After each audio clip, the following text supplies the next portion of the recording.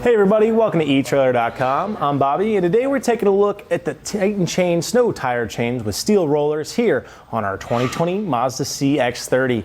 Now these guys are going to be a great lightweight application and light duty application to make sure that we do have a way out of the snow and ice that we might be stuck in, to give us a little bit of traction, and of course to bring us up to compliance with state laws. That way we of course do have a snow tire chain in the back of our vehicle in case of emergencies. And these guys are going to be really simple and easy to throw on. I think that's some of the big advantages they might see from this guy. If you are stuck in that snow and ice, not going to take us too much time to actually get these guys strapped on and get us rolling and get us out of those elements. Now, however, they're not going to be the most aggressive form. So if you do find yourself fighting in a lot of medium to heavy duty kind of snow and ice, these are probably not going to be the greatest option for you. Yes, they're going to give you a little bit of traction. Yes, they're going to bite in, but because of how these steel rollers work, they're just not going to do as good of a job as your standard kind of chain links or even those twisted links. Now the Mazda does have a very low clearance on the inside of our wheel well, so I doubt we'll ever be able to get up to those V-bar kind of requirements. However, it is going to be something to note that we aren't going to have anything kind of too crazy actually biting into that snow and ice for ourselves. However, the installation itself makes it very easy to throw on, not going to take us too much time. If we take a closer look, we are getting a nice diagonal pattern on here. What that means is we're kind of getting a hybrid between those diamond and ladder style chains that we might see out there. Now that ladder style gives you very nice start and stop maneuver. However, we are getting that slightly incorporated diamond style with that diagonal. So yes, we're getting nice start and stop, but we're not losing too much on our turning radius, and it's going to make for a smoother ride overall. And of course, since we have the steel rollers, that in itself is going to make this way smoother, as they are going to be gliding, of course, across it. With the steel rollers too, it is going to be road accessible. So unlike V-bars, we are going to be having a fine time driving on driveways or any kind of roads for that matter. As you'll see today, we do have this on our front tire. That is because the Mazda is a all-wheel drive vehicle. However, since most of our weight is in the front, we want to go ahead and throw it on our front tires. That way we're getting as much purchase and traction as we can on the road. While our installation isn't going to take too much time at all, let's go ahead and take a look at how we got them on here. For our first part of our installation, I'm going to go ahead and lay out our tire chains like so. Big things we're looking out for: don't want anything kind of making any kind of kinks, any of our chains kind of being looped up on themselves. Now with our roller style, not going to have the same problems that you're probably going to have from a lot of those traditional tire chains, as you're not going to have to be rolling those links over, making sure they're fitting nicely.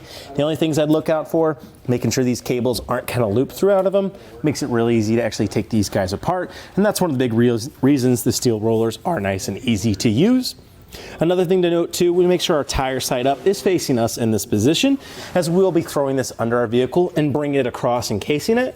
So we don't want to have any kind of hard contact with this side. As you can see, that would start doing damage to our wheel, and that way we have a nice smooth side, preventing any kind of damage. Well, now that we do look good, I want to go ahead and I see you have this middle part here in the middle. I'm going to go ahead and throw this underneath my tire like so. Trying to get that far side across, of course, and we can start fitting this on our tire. Can be helpful to just adjust it a little bit here, and then we want to go ahead and start making our back connection by grabbing this end and our other end here, hugging close to our wheel and bringing them up into position here in the middle, just like so. Now we can start fitting this across the entirety of our wheel. To do so, I'm going to go ahead and bring up my first connection in the top here, just like so. And once I feel pretty well situated across my wheel, I can go ahead and make my last connection in the front. Now you are going to see it's going to be pretty loose. I might try to fight this top guy just a little bit to get this second connection here. Looks like we're pretty close there. Well, it seems like we're a ½ an inch away from it, so that's going to be okay. But we do have a nice little rubber tensioner that comes with this that's really going to take a lot of that slack out. So one more time, make sure that all my cables are nice and set. I'm going to go ahead and take my rubber tensioner and start kind of fitting it in a diamond pattern. That way we get an even pull towards the center of our wheel the entire time. Of course, be careful as it is rubber. Can tension back like that. So we'll go ahead and make our connection, going down to the side here, and now up and away. Of course, trying to offset each one of our connections with a different connection. And there's going to be a thicker side and a thinner side. Of course, that thick side for that rubber tensioner, the thinner for our cables. And with one last connection,